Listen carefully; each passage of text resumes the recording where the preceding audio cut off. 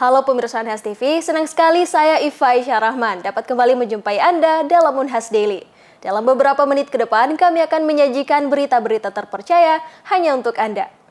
Seorang ibu di Ohio, Amerika Serikat, tega meninggalkan anaknya yang masih berusia 16 bulan sendirian tanpa pengawasan orang lain. Ia yang meninggalkan rumah pada 6 Juni 2023 dengan alasan liburan, mendapati anaknya sudah tak bernyawa saat kembali ke rumah 10 hari kemudian. Kondisi kesehatan mental menjadi alasan sang ibu melakukan perbuatan keji tersebut. Simak tanggapan dosen psikologi klinis Unhas berikut ini. Baru-baru ini jagat maya dihebohkan dengan kasus seorang ibu di Ohio, Amerika Serikat, Christelle Candelario. Bagaimana tidak, Christelle dengan tega meninggalkan bayinya Jaylin yang baru berusia 16 bulan, sendirian di rumah tanpa pengawasan orang lain selama 10 hari. Ia meninggalkan rumah untuk berlibur ke Detroit dan Puerto Rico bersama dengan teman prianya pada 6 Juni 2023 dan kembali ke rumah pada 16 Juni 2023. Akibatnya Jaylin yang ditinggalkan dalam boks bayi harus merenggut nyawa akibat kelaparan dan dehidrasi parah. Kematian bayi malang ini diketahui setelah ibunya menghubungi nomor darurat 911 saat mendapati anaknya sudah tidak responsif lagi. Diketahui Jaylin ditemukan dalam kondisi yang sangat memprihatinkan dengan tubuh kurus, mata cekung, bibir kering dan selimut yang dipenuhi urin juga feses. Bahkan ditemukan feses di kuku dan jarinya yang mengindikasikan ia telah berusaha memakan kotorannya sendiri. Di hadapan para hakim pengadilan County Commonwealth, Christelle Candelario mengakui perbuatan tersebut dilatar belakangi oleh gangguan pada kondisi mentalnya. Menanggapi hal tersebut, dosen psikologi klinis Universitas Hasanuddin memberikan tanggapannya. Baby blues itu sebenarnya kondisi mental yang biasanya dialami oleh ibu pasca melahirkan. Gejalanya mirip seperti depresi gitu ya. Kondisi kita merasa mudah sedih seperti itu. Kemudian sampai malah kadang ada yang menarik diri untuk melibatkan diri dengan orang lain seperti itu. Nah, tetapi sebenarnya baby blues itu hanya terjadi paling lama 3-4 pekan setelah melahirkan gitu. Jadi kalau misalnya anaknya sudah besar lalu merasa masih baby blues gitu, nah itu sebenarnya dipertanyakan karena bisa saja itu sudah bukan baby blues tapi itu sudah mengarah ke postpartum depression. Saya kira dengan tidak mengurus bayi itu juga sudah menyakiti. Iya gitu ya, karena itu kan harusnya anak itu dapat pemenuhan kebutuhannya ya dari ibunya gitu. Saya kira dengan tidak mengurus bayi itu juga sudah menyakiti. Iya gitu ya, karena itu kan harusnya anak itu dapat pemenuhan kebutuhannya ya dari ibunya gitu. Ya, karena kalau itu tidak segera ditangani, karena jangan sampai anak ini dianggap sebagai objek pelengkap penderita gitu ya. Jadi dianggap bahwa gara-gara kamu saya misalnya bentuk badannya berubah, gara-gara kamu saya menjadi gendut, gara-gara kamu. Nah, semuanya jadi gara-gara anak sehingga pandangan ibu menjadi negatif terhadap anak seperti itu. Sehingga itu memang perlu bantuan ya. Saya kira perlu bantuan orang di sekitar dan juga perlu kesadaran dan kearifan dari ibu itu sendiri gitu ya. Jadi ibunya juga perlu banyak baca gitu ya sebelum melahirkan harusnya ya. Sudah banyak baca bagaimana perubahan peran ya dari sendiri menjadi seorang ibu itu memang butuh kebijaksanaan. Istiana Tajudin SPSI MPSI psikolog menjelaskan bahwa tidak semua ibu mengalami baby blues. Hal tersebut sangat tergantung dengan support yang dia dapat, lingkungan dan resources yang dia punya. Gejala paling ringan yang dialami oleh penderita baby blues adalah perubahan sikap yang lebih mudah untuk tersinggung, marah, gampang menangis, sedih tanpa sebab, dan kondisi hati yang tidak menentu. Sedangkan gejala yang berat sudah memasuki tahap untuk menyalahkan bahkan menyakiti diri sendiri hingga menyakiti anaknya. Ketika kita memutuskan punya anak, maka di saat itu pula kita siap bertanggung jawab untuk meladeni dia sebagai seorang manusia sampai akhir hayat. Gitu ya.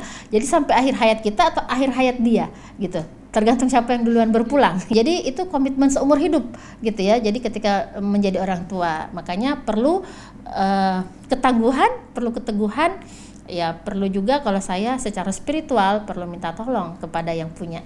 Akibat perbuatan kejinya itu, Christelle Candelario dijatuhi hukuman penjara seumur hidup tanpa kemungkinan untuk pembebasan bersyarat. Sarah Sabita Sucek, Iva Aisyah Rahman, Unhas TV.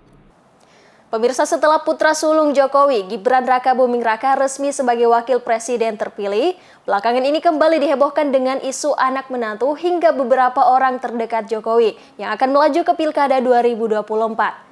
Akankah keterlibatannya menunjukkan dinasti politik di Indonesia? Bagaimana pakar politik melihat isu ini? Simak berita selengkapnya.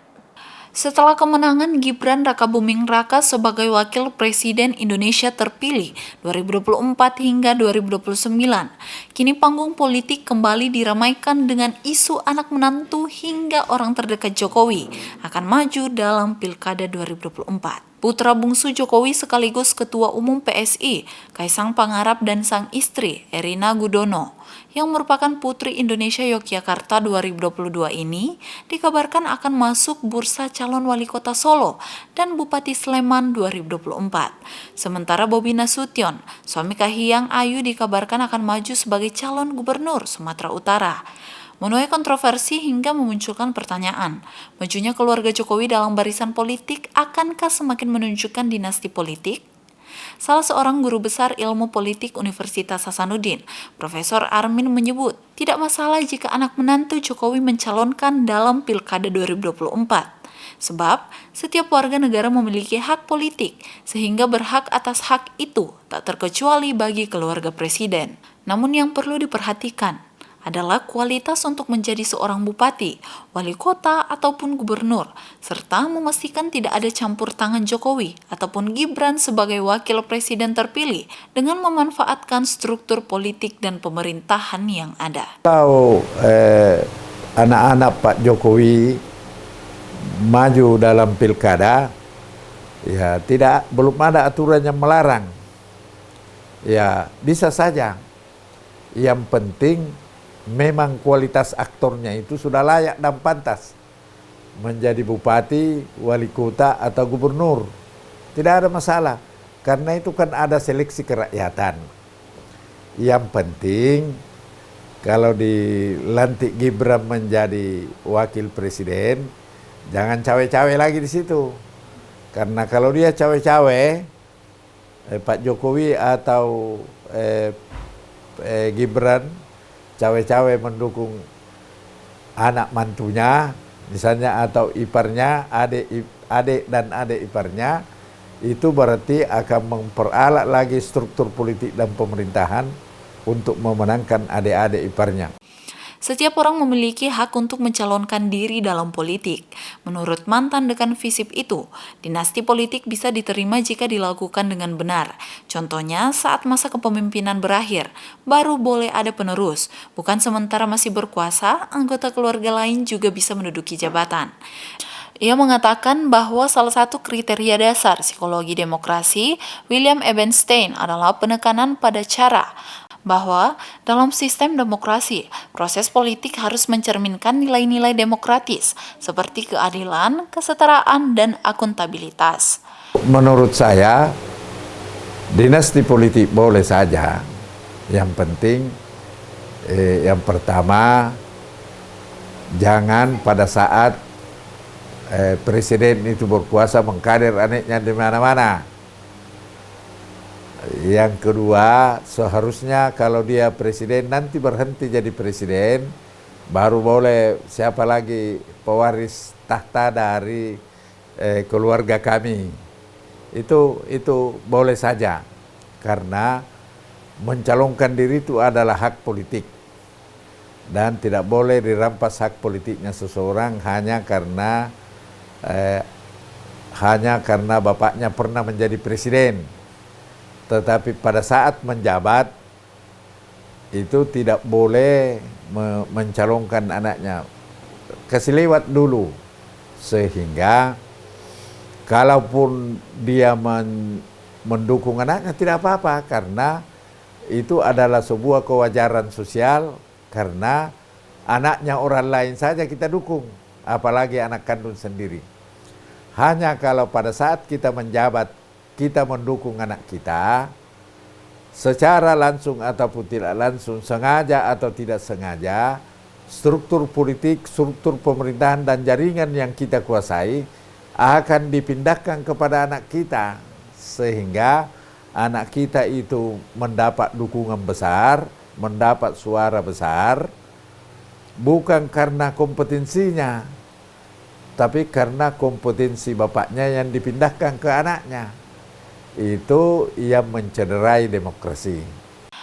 Meskipun menurutnya dinasti politik boleh saja diterima, dosen ilmu politik ini tetap menekankan jika keluarga politik tertentu terus memegang kendali dalam proses politik akan berdampak terhadap kehidupan demokrasi Indonesia. Terlebih lagi jika keluarga tersebut belum memiliki dasar politik dan pengalaman yang kuat.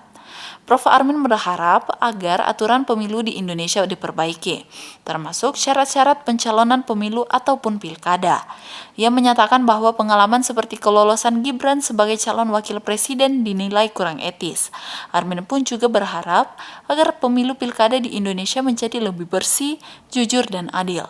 Terlepas dari itu, majunya anak menantu presiden dalam pilkada 2024 tak menjadi persoalan mengingat hak politik yang dimiliki masing-masing individu. Tugas masyarakat menilai berdasarkan kualitas dan pengalaman bukan karena calon tersebut anak pejabat atau memiliki hubungan lainnya. Zulkarnain, Muhammad Saiful, Unhas TV. Pemirsa, berita tadi sekaligus menutup perjumpaan kita hari ini. Terus saksikan Unhas Daily hanya di Unhas TV. Saya Iva Syarahman mewakili kru yang bertugas, pamit undur diri dan sampai jumpa.